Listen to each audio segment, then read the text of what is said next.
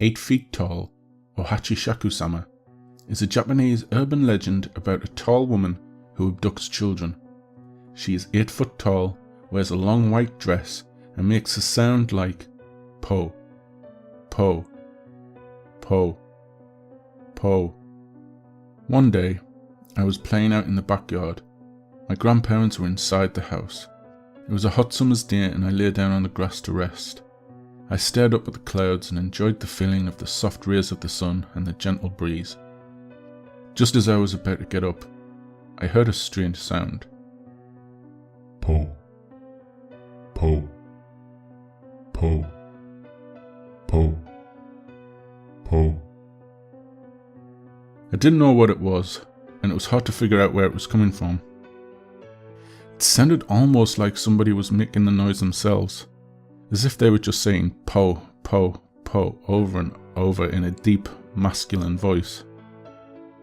I was looking around, searching for the source of the noise, when I suddenly noticed something on top of the tall hedges that enclosed the backyard. It was a straw hat. It wasn't resting on the hedge, it was behind it. That's where the sound was coming from. Po, po, po, po, po. Then, the hat began to move, as if someone was wearing it. The hat stopped at a small gap in the hedge, and I could see a face peering through. It was a woman, but the hedges were high, almost 8 feet tall. I was surprised at how tall the woman was. I wondered if she was wearing stilts or some sort of huge high-heeled shoes. Then, a split second later, she walked off, and the strange noise disappeared with her, fading into the distance. Bewildered, I got up and wandered back in the house. My grandparents were in the kitchen drinking tea. I sat down at the table and, after a while, I told my grandparents what I had seen. They weren't really paying attention to me until I mentioned that distinctive sound. Po, po, po, po, po. As soon as I said that, both of them suddenly froze. Grandma's eyes grew wide and she covered her mouth with her hand. Grandpa's face became very serious, and he grabbed me by the arm. "This is very important," he said, in an intense voice. "You must tell us exactly. How tall was she?" "As tall as the garden hedge," I replied, beginning to get scared. My grandfather bombarded me with questions. "Where was she standing? When did this happen? What did you do? Did she see you?" I tried to answer all his questions as best as I could. He suddenly rushed out to the hallway and made a phone call. I couldn't hear what he was saying. I looked over at my grandma, and she was trembling. Grandpa came barging back into the room and spoke to my grandmother. "I've got to go out for a while," he said. "You stay here with the child. Don't take your eyes off him for a second." "What's going on, Grandpa?" I cried. He looked at me with a sad expression in his eyes and said, "You've been liked by Hachishakusama." With that, he hurried out and got into his truck and drove off. I turned to my grandmother and cautiously asked, "Who's Hachishakusama?" "Don't worry," she replied in a shaking voice. "Grandpa will do something. There's no need for you to worry." As we sat nervously in the kitchen, waiting for my grandfather to come back, she explained what was happening. She told me there was a dangerous thing that was hunting the area. They called it Hachishakusama because of its height. In Japanese, Hachishakusama means 8 feet tall. It takes on the appearance of an extremely tall woman and makes a sound like po, po, po in a deep male voice. It appears slightly different depending on who sees it.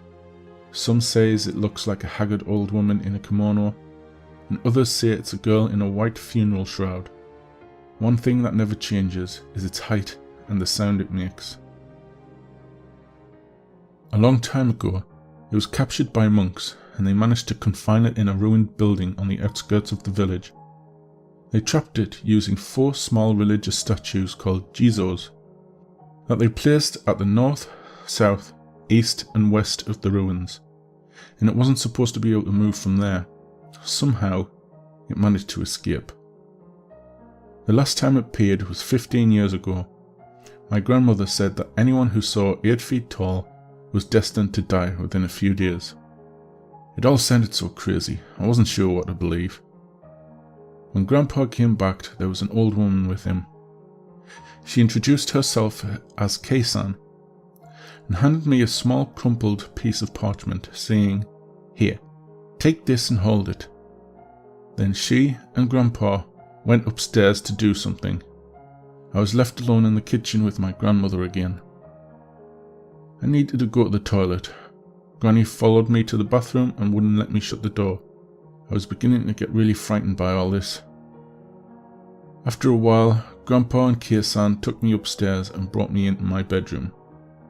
The windows were covered in newspaper and a lot of ancient runes had been written on them. There were small bowls of salt in the 4 corners of the room and a small Buddha figure placed at the centre of the room on top of a wooden box. There was also a bright blue bucket. "What's the bucket for?" I asked. "That's for your pee and poo," Grandpa replied. Kei-san sat me down on the bed and said, "Soon the sun will be setting, so listen carefully. You must stay in this room until tomorrow morning. You must not come out under any circumstances until 7 o'clock tomorrow morning. Your grandmother and grandfather will not speak to you or call you until then. Remember, do not leave the room for any reason until then. I will let your parents know what is going on." She spoke in such a grave tone that all I could do was quietly nod my head. "You have to follow Kei-san's instructions to the letter," Grandpa told me, "and never let go of the parchment she gave you. And if anything happens, pray to Buddha, and make sure you lock this door when we leave." They walked out into the hallway, and after saying goodbye to them, I closed the bedroom door and locked it. I turned on the TV and tried to watch, but I was so nervous. I felt sick to my stomach. Grandma had left some snacks and rice balls for me, but I couldn't eat them. I felt like I was in prison and very depressed and scared. I lay down on the bed and waited. Before I knew it, I was asleep. When I woke up, it was just after 1 a.m. All of a sudden, I realized that something was tapping on the window. Tap, tap, tap, tap, tap. I felt the blood draining from my face and my heart skipped a beat. I desperately tried to calm myself down, telling myself it was just the wind playing tricks, or maybe the branches of a tree. I turned up the volume on the TV to drown out the tapping noise. Eventually, it stopped altogether. That was when I heard Grandpa calling me. "Are you okay in there?" he asked. "If you're scared, you don't have to stay in there all alone. I can come in and keep you company." I smiled and rushed over to open the door, but then I stopped in my tracks. I had goosebumps all over my body. It sounded like Grandpa's voice, but somehow it was different. I couldn't tell what was, but I just knew. "What are you doing?" Grandpa asked. "You can open the door now." I glanced to my left and a chill went down my spine. The salt in the bowls was slowly turning black. I backed away from the door. My whole body was trembling with fear. I fell to my knees in front of the Buddha statue and clutched the piece of parchment tightly in my hand. I started desperately praying for help. "Please save me from Hachishakusama," I wailed. Then I heard the voice outside the door saying, Po, po, po, po, po. The tapping on the window started up again. I was overcome with fear and I crouched there in front of the statue, half crying and half praying for the rest of the night. I felt like it would never end, but eventually it was morning. The salt in all 4 bowls was pitch black. I checked my watch. It was 7:30 a.m. Cautiously opened the door. Grandma and Kei-san were standing outside waiting for me. When she saw my face, Grandma burst into tears. "I'm so glad you're still alive," she said.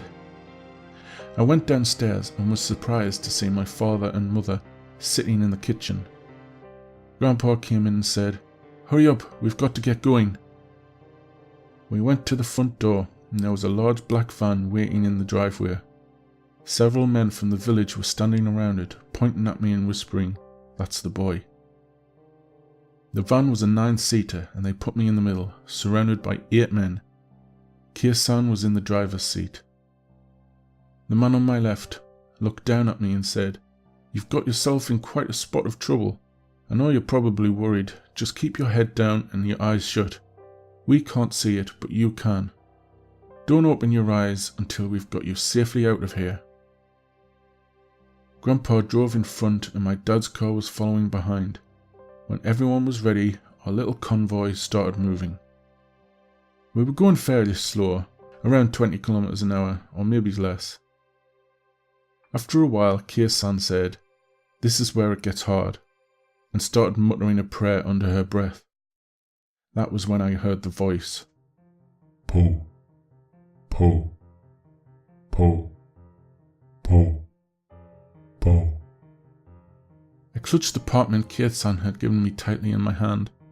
I kept my head down, but I peeked outside. I saw a white dress fluttering in the breeze. It was moving along with the van. It was Hachishakusama. She was outside the window, but she was keeping pace with us. Then, suddenly, she bent down and peered into the van. "No!" I gasped. The man beside me shouted, "Close your eyes!" I immediately shut my eyes as hard as I could and tightened my grip on the piece of parchment. Then the tapping began. Tap, tap, tap, tap. And the voice became louder. Po, po, po, po, po, po. There was tapping on the windows all around us. All of the men in the van were startled and on edge, muttering nervously to themselves. They couldn't see 8 feet tall, and they couldn't hear her voice, but they could hear her tapping on the windows. Kia-san started praying louder and louder until she was almost shouting. The tension inside the van was unbearable. After a while, the tapping stopped and the voice disappeared. Kia-san looked back at us and said, "I think we're safe now." All of the men around me breathed a sigh of relief. The van pulled over to the side of the road and the men got out. They transferred me into my dad's car and my mother held me close and tears were running down her cheeks. Grandpa and my father bowed to the men and they went on their way. Kia-san came to the window and asked me to show her the piece of parchment she had given me. When I opened my hand, I saw that it had gone completely black. "I think you'll be okay now," she said, "but just to be sure, hold on to this for a while." She handed me a new piece of parchment. After that, we drove straight to the airport and Grandpa saw us safely onto the plane. When we took off, my parents breathed a sigh of relief. My father told me he had heard about 8 feet tall before. Years ago, his friend had been liked by her. The boy disappeared and was never seen again. My father said there were other people who had been liked by her and lived to tell about it. They all had to leave Japan and settle down in foreign countries. They were never able to go back to their homeland. She always chooses children as her victims. They say it's because children are dependent on their parents and family members. This makes them easy to deceive when she poses as their relatives. He said the men in the van were all blood relatives of mine, and that's why they had been sitting all around me and why my father and Grandpa had been driving in front and in back. It was all done to try and confuse Hachishakusama. It took a while to contact everyone and get them all together, so that's why I had to be confined in a room all night. He told me that one of the little Jizo statues, the ones that were meant to keep her trapped, had been broken, and that's how she escaped. It gave me the chills. I was glad when we finally got back home. All of this happened more than 10 years ago. I haven't seen my grandparents since then. I haven't been able to so much as set foot in the country. Afterwards, I would call them every few weeks and talk to them on the phone. Over the years, I tried to convince myself that it was just an urban legend, that everything that happened was just some elaborate prank. But sometimes, I'm not so sure. My grandfather died 2 years ago. When he was sick, he wouldn't allow me to visit him, and he left strict instructions in his will that I wasn't to attend his funeral. It was all very sad. My grandmother called a few days ago. She said that she had been diagnosed with cancer. She missed me terribly and wanted to see me one last time before she died. "Are you sure, Grandma?" I asked. "Is it safe?" "It's been 10 years, she said. "All that happened a long time ago. It's all forgotten. You're all grown up now. I'm sure there won't be a problem." But, what about Hachishakusama?" I said. For a moment, there was silence on the other end of the phone. Then, I heard a deep, masculine voice saying, Po. Po. Po.